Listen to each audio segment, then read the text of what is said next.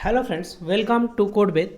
सो आज हमारा है चैलेंज का A to AI चैलेंज का डे 3 में हमने अपना प्लान अच्छे से बना लिया है। अब हम क्या करेंगे, इस प्लान को एग्जीक्यूट करेंगे। हमारा डे 0 से लेकर डे 1 एंड डे 2 बहुत ज़्यादा प्रोडक्टिव रहा है। हमने जो भी प्लान बनाया था उसको प्रॉपरली एग्जीक्यूट किया है।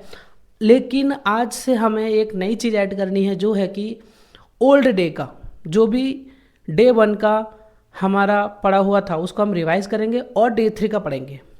और जब डे 4 में जाएंगे तब हम क्या करेंगे, डे 1 और 2 दोनों का रिवाइज करके फिर हम डे 4 का पढ़ेंगे।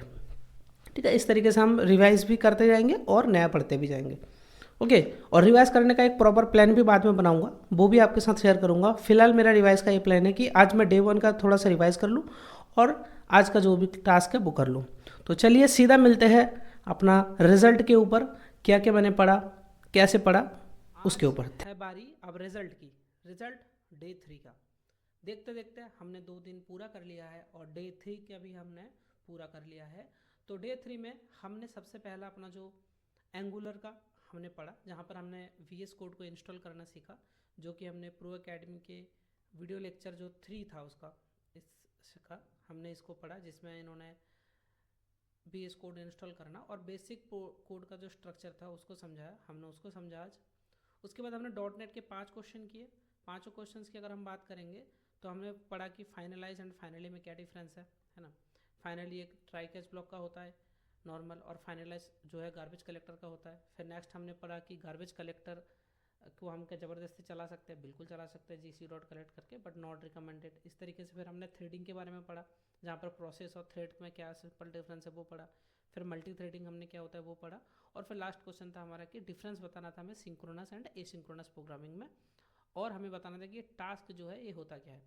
तो ये था हमारा डे 3 का .NET के 5 क्वेश्चन। उसके बाद हमारा जो तीसरा मॉड्यूल था जो था ऑपरेटिंग सिस्टम, जहाँ पर हमने क्या करा, आज हमने प्रोसेस के बारे में पढ़ा, किस तरीके से प्रोसेस काम करता है, मेमोरी का किस तरीके से यूटिलाइजेशन करता है, किस तरीके से CPU एंड प्रोसेस में क्या कनेक्शन है, प्रोसेस और थ्रेड्स में क्या डिफरेंसेस है ना, थ्रेड क्या है, प्रोसेस क्या है। तो उसको हमने एक बेसिक जो ओवरव्यू होता है जो वो हमने पढ़ा। लेक्चर 5 का जो रिवाइज था वो हमने किया।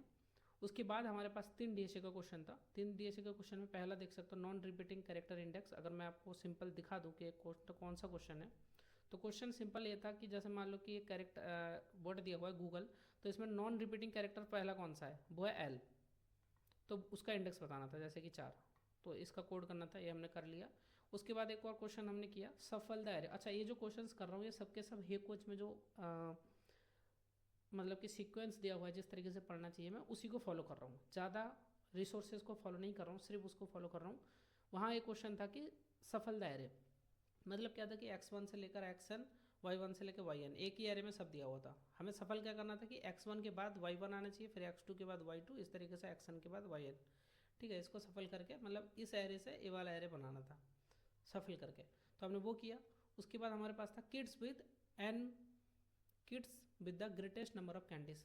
ये क्वेश्चन का क्या मतलब था कि एक एरे दिया हुआ है और एक इंटीजर दिया हुआ है। हमें क्या करना था कि इस इंटीजर को बारी बारी से हर एक में जोड़ के देखना था कि जैसे मान लो 2 के साथ हमने इस नंबर को जोड़ा तो कितना बनेगा, 5। क्या ये 5 सबसे ज़्यादा बड़ा या बड़े के बराबर है कि नहीं, हाँ सबसे बड़ा क्या है 5 है। तो 2 में अगर मैं 3 जोड़ूंगा तो 5 होगा, तो ये ट्रू होना चाहिए, तो ये पहला वाला ट्रू होगा। 3 के साथ 3 जोड़ेंगे तो 6 होगा, जो कि ग्रेटर देन इक्वल्स टू 5 है, तो वो भी ट्रू होगा। तो इस तरीके से देखो ट्रू फॉल्स होगा कि नहीं। देखो 4 के साथ 1 जोड़ेंगे तो होगा क्या, 5, तो ये ट्रू होगा। लेकिन 2 के साथ 1 जोड़ेंगे तो होगा 3, लेकिन 4 सबसे बड़ा है तो ये फॉल्स होगा। इस तरीके से इसको बनाना था। ठीक है, इजी क्वेश्चन था लेकिन हमने अच्छे से फॉलो किया। तो ये था डे 3 का पूरा अपडेट। ठीक है, मिलेंगे डे 4 के अपडेट के साथ। क्या हम डे 4 में वही कंसिस्टेंसी बरकरार रख सकते हैं कि नहीं, क्या हम कहीं थोड़ा बहुत हम कमज़ोर तो नहीं पड़ जाएंगे, मोटिवेशन की कमी तो नहीं आएगी, क्या हम कर पाएंगे कि नहीं, देखते हैं। मिलते हैं डे 4 पे।